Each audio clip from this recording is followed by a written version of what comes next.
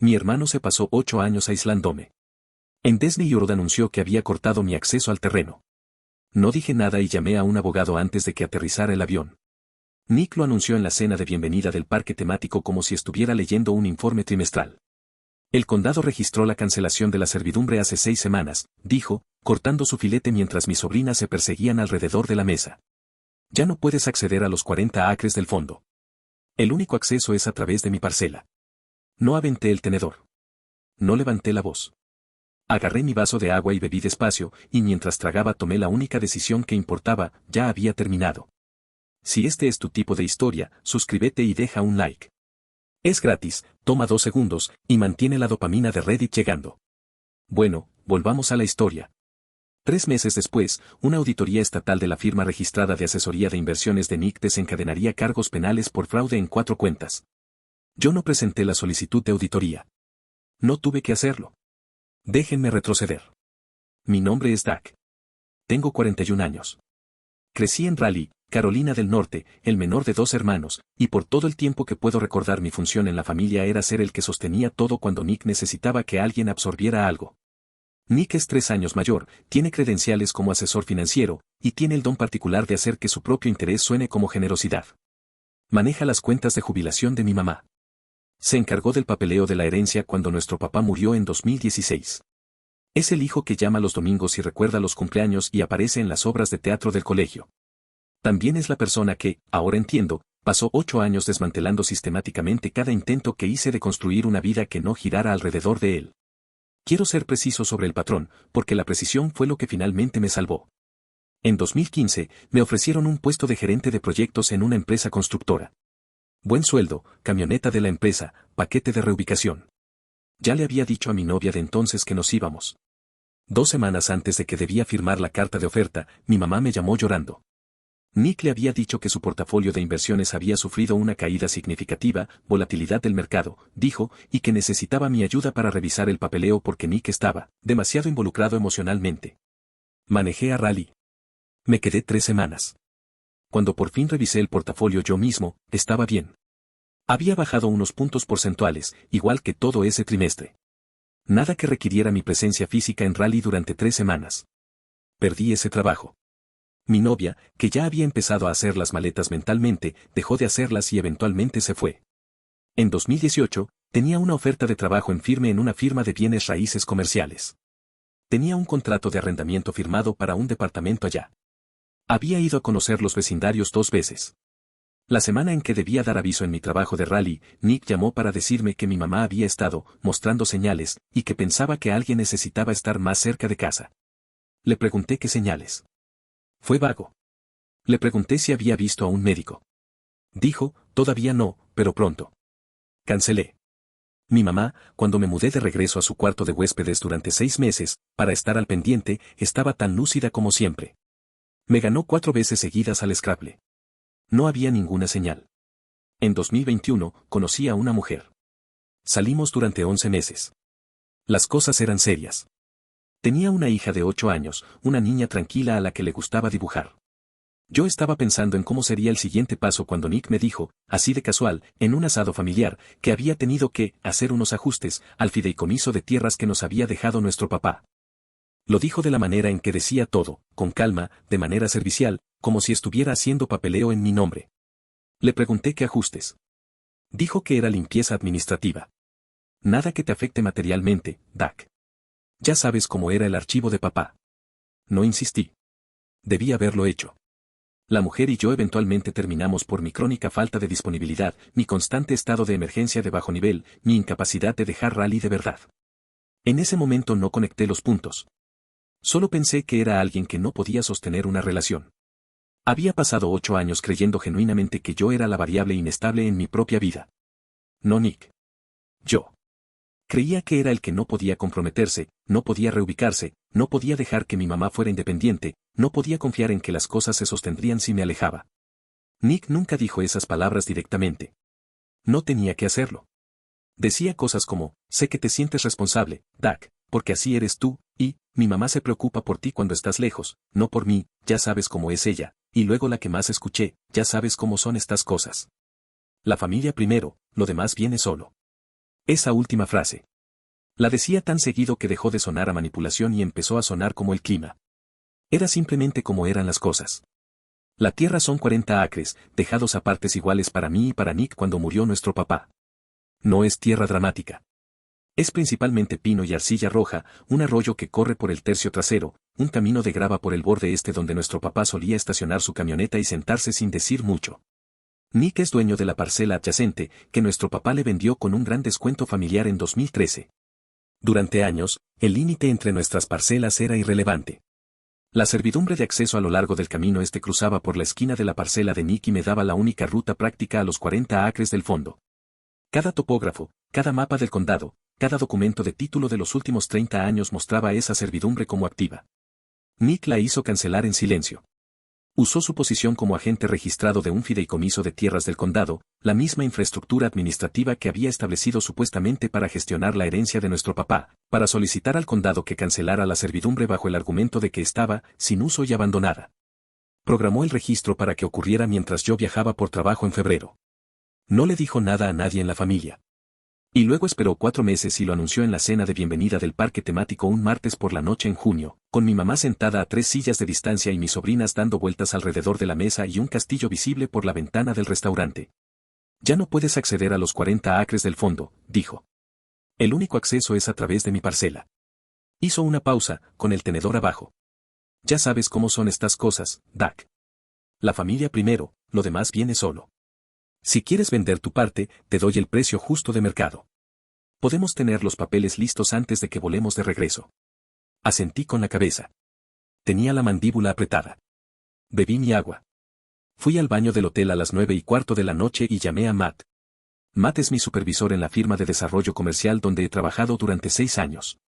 También es la persona que, 18 meses antes, me había pasado discretamente la tarjeta de un abogado especialista en uso de suelo y había dicho, no sé qué está pasando con tu situación de propiedad familiar, pero la manera en que describes el papeleo no suena bien. Matt lo dijo sin drama, sin presión. Había dejado la tarjeta en mi escritorio y regresado a su oficina. Yo guardé la tarjeta. Soy de las personas que guardan las cosas. Le conté a Matt lo que Nick había dicho. Matt estuvo callado unos 4 segundos. Ok, dijo. No firmes nada. No le respondas por escrito todavía. Te voy a mandar un número por mensaje. Llama mañana en la mañana antes de las 9. El número era para el abogado de uso de suelo. Pero Matt también había hecho, al parecer, una segunda llamada esa noche, a un contador forense que conocía de una disputa de desarrollo anterior, un hombre minucioso y sin prisa al que solo mencionaré por su función, especializado en examinar los registros financieros de asesores de inversión registrados. Yo no sabía que Matt había hecho esa segunda llamada. Todavía no. Volé de regreso a Raleigh el jueves. El viernes me reuní con el abogado de uso de suelo. Llevé todo lo que tenía, los documentos originales de la servidumbre de la herencia de nuestro papá, los mapas del condado, los registros de título, y, esta es la parte que importó, una carpeta que había guardado desde 2021, cuando Nick había mencionado los ajustes administrativos al fideicomiso de tierras en ese asado y yo, puramente por costumbre, me había enviado un correo electrónico esa noche resumiendo palabra por palabra lo que había dicho. Guardo registros. Siempre lo he hecho. No es un instinto de venganza. Es como soy. El abogado miró el expediente de cancelación de la servidumbre y se quedó muy quieto. Esto fue presentado a través del fideicomiso de tierras del condado, dijo. Nick es el agente registrado, dije. ¿Tiene autoridad para actuar unilateralmente sobre propiedades del fideicomiso? Le dije que no lo sabía. Ella me dijo que lo averiguara. Esa noche llegué a casa y saqué todos los documentos de la herencia de nuestro papá de los que tenía copias, que eran la mayoría porque mi papá había sido muy meticuloso y yo había heredado eso. Mi mano estaba firme mientras revisaba las carpetas. Mi estómago no lo estaba. Lo que encontré, leyendo despacio, fue que el fideicomiso de tierras que nuestro papá había establecido designaba a ambos hermanos como cofideicomisarios, con una cláusula que requería consentimiento escrito mutuo para cualquier cambio en los bienes inmuebles del fideicomiso o en los derechos de acceso. Nick no había obtenido mi consentimiento escrito. Nick había falsificado la línea de firma del cofideicomisario en la solicitud de cancelación. Me quedé con eso un buen rato antes de volver a llamar a la abogada. No llamé a Nick. La siguiente parte pasó lentamente, como siempre pasan las consecuencias reales. La abogada presentó una solicitud para restablecer la servidumbre y al mismo tiempo presentó una queja ante el registro del condado señalando el documento falsificado. Esa denuncia desencadenó una revisión por fraude en títulos. No voy a fingir que entendí cada paso de lo que siguió. Lo que entendí fue que le había entregado al sistema un agravio legal legítimo y el sistema ya estaba corriendo. Durante ese periodo me mudé a un departamento rentado. Ya había estado buscando el trabajo en el sur, el trabajo al oeste, la mujer con la hija callada, por fin podía ver lo que había estado rodeando durante 8 años. Yo no era la variable inestable. Me habían estado manejando. Y ese manejo solo funcionaba mientras yo creyera que necesitaba quedarme cerca. Bloqueé el número de Nick. Bloqueé el chat familiar. Le dije a mi mamá, en una llamada clara, que la quería y que la llamaría en su horario, no en el de Nick, y que no me contara qué estaba haciendo o diciendo Nick sobre todo esto. Ella se quedó callada. Luego dijo, está bien, mi amor. Eso fue suficiente. Empecé a dormir toda la noche por primera vez en años. Lo noté como algo físico, como cuando notas la ausencia de un sonido que había estado corriendo tanto tiempo que habías dejado de escucharlo. Matt me llamó 6 semanas después del parque temático. El contador forense terminó la revisión preliminar, dijo. Le pregunté qué revisión. Hubo una pausa. Hice una llamada cuando me llamaste desde el parque temático, dijo Matt. Espero que esté bien. No te dije porque no quería hacerte ilusiones y no era nada. No era nada. La firma registrada de asesoría de inversiones de Nick había estado manejando cuentas de 11 clientes además de mi mamá.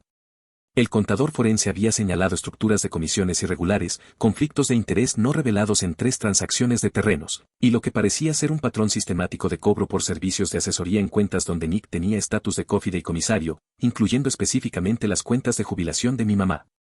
Las comisiones no eran enormes en ningún caso individual. A lo largo de 11 cuentas durante 7 años, sumaban poco más de $340,000 en cobros que no podían conciliarse con servicios documentados. El contador forense había presentado una denuncia ante la División de Supervisión de Inversiones del Fiscal General del Estado. Esa denuncia desencadenó una auditoría estatal de la firma de Nick. Yo no presenté la solicitud de auditoría. Quiero ser claro en eso. No hice nada excepto entregarle a la abogada de uso de suelo una queja legal legítima y responder honestamente cada pregunta que los auditores me enviaron después. Luego llegó la asistente de oficina. La asistente de oficina era la mano derecha de Nick. La había conocido 2 veces en eventos familiares a lo largo de los años, una persona callada, cuidadosa, que siempre parecía ligeramente incómoda en la órbita de Nick.